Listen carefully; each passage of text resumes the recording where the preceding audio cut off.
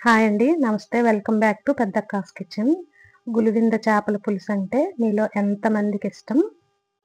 ఈ వీడియో చూసే వాళ్ళందరికీ ఇష్టమే అనుకుంటా.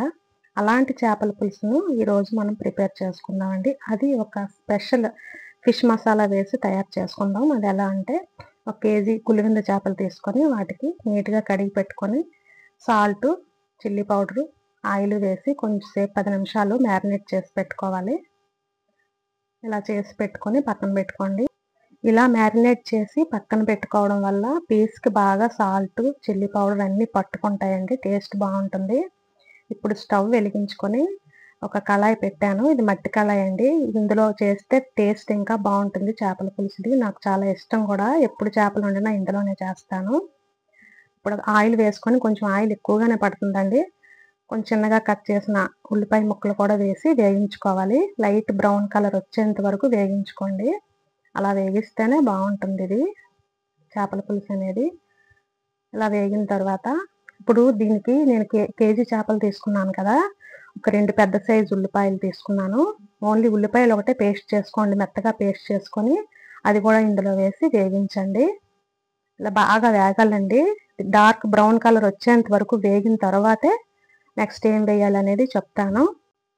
ఇప్పుడు ఒక టమాటాను పేస్ట్‌లా చేసి అది కూడా అందులో వేసి వేగించుకోండి. ఈ టమాటా పేస్ట్ కూడా వేశాక బాగా వేగించుకోవాలండి. పచ్చివాసన అంతా పోవాలి. బ్రౌన్ కలర్‌లోకి రావాలి. అలా వచ్చిన తర్వాత ఒక 2 టీ స్పూన్లతో అల్లం వెల్లుల్లి పేస్ట్ వేసుకోండి. వేసి అది కూడా వేగాలి. అన్నీ ఒకసారే మాత్రం అస్సలు వేయొద్దు. ఒక్కొక్కటిగా వేసి ఇలా వేపుకోవాలండి. ఇలా వేగించుకున్న తర్వాత కొంచెం సాల్ట్ కూడా వేసుకుందాం. సాల్ట్ ఇక్కడ నేను ఉల్లికారంకి సరిపడా సాల్టే వేస్తున్నాను. ఎందుకంటే ఫిష్ మసాలా చెప్పాను కదా! అందులో సాల్ట్ కూడా వేసాననమాట. చూసి వేసుకోవచ్చని. ఇలా సాల్ట్ కూడా వేసి వేగాక క్లిప్ మిస్ అయిందండి. ఇక్కడ 3 టేబుల్ స్పూన్స్ కారము, అలాగే కొంచెం 4, 5 పచ్చిమిర్చి, కరివేపాకు కూడా వేశాను. వేశాక ఇలా బాగా వేగించుకోవాలి.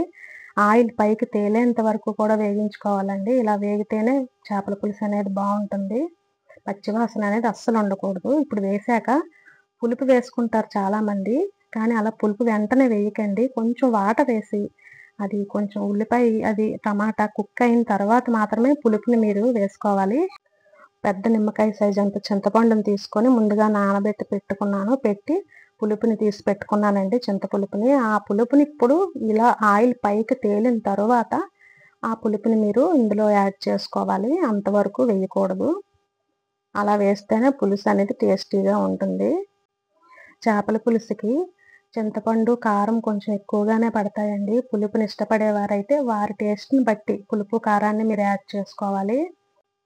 మీకు చేపల పులుసు ఎంత కావాలనే దాన్ని బట్టి చింతపండు పులుపుని తీసి వేసుకోండి. ఇలా పులుపు, కారం చూసుకుంటూ వేసుకోవాలి. సాల్ట్ కూడా చెక్ చేసుకోండి ఒకసారి. ఇలా పులుపుని తగినంత వేసుకున్న తర్వాత దీన్ని బాగా మరిగించుకోవాలండి. ఫస్ట్ చేపలను అప్పుడే వేయకూడదు అందులో. ఇలా పులుపుని ఎంతవరకు కావాలనేది చూసుకుంటూ వేసుకోవాలి. కొంచెం గరిటె జారుగా ఉండేటట్టు చూసి వేసుకోండి. ఇలా వేసుకొని మూత పెట్టుకుందామండి. మూత పెట్టి కాస్త మరగాలి. ఇలా మరిగిన తర్వాతే మనం చేపలను అందులో వేసుకోవాలి. ముందుగా వేయకూడదు అసలు. ఇలా వేసిన తర్వాత ఫస్ట్ పలచగా అవుతుందండి, కొంచెం లూజ్‌గా అవుతుంది. తర్వాత మరిగి చేప అంతా ఉడికిన తర్వాత మళ్ళీ మనకు కావాల్సిన కన్సిస్టెన్సీ వచ్చాక అప్పుడు మనం స్టవ్‌ని ఆఫ్ చేసుకోవాలి. ఇలా చేపలన్నీ ఒక్కొక్కటిగా అందులో వేసుకుందాం నెమ్మదిగా. చాలా ఫాస్ట్‌గా కుక్ అయిపోతాయండి ఇవి.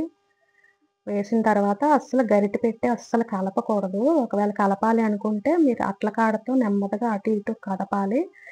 కొంచెం కొత్తిమీరను కూడా వేసి ముందు కూడా మనం కొత్తిమీర వేసుకోవచ్చు.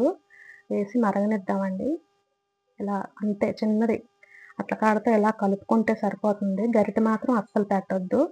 మూత పెట్టి ఒక 5 మినిట్స్ అలా ఉడికించుకున్న తర్వాత ఫిష్ ఇది చాలా త్వరగా ఉడికిపోతుందండి. తర్వాత ఈ గులివింద చేపలనేవి పెద్ద చేపలైతేనే మీకు పులుసు టేస్ట్‌గా ఉంటుందండి. చిన్న చేపలైతే అస్సలు బావుండవు. ఈ చేపలతో ఫ్రై కూడా చేసుకోవచ్చు. చాలా బావుంటుంది. ఇప్పుడు చేప ఉడికిందో లేదో ఒకసారి చెక్ చేసుకొని పులుసు కూడా చూడండి. అలా మరిగిన తర్వాత ఇలా కొంచెం కొత్తిమీరని కూడా వేసుకొని ఇప్పుడు ఫిష్ మసాలా అని చెప్పాను కదండి, స్పెషల్ ఫిష్ మసాలా ఇది. ఇది వీడియో కూడా ముందు పెట్టాను ఆల్రెడీ, లింక్ ఇస్తాను చూడండి ఒకసారి. ఈ మసాలా పౌడర్ని మీ రుచికి తగినంత, నేనైతే ఇక్కడ 1½ స్పూన్ వేస్తున్నాను టీ స్పూన్తో వేసుకుని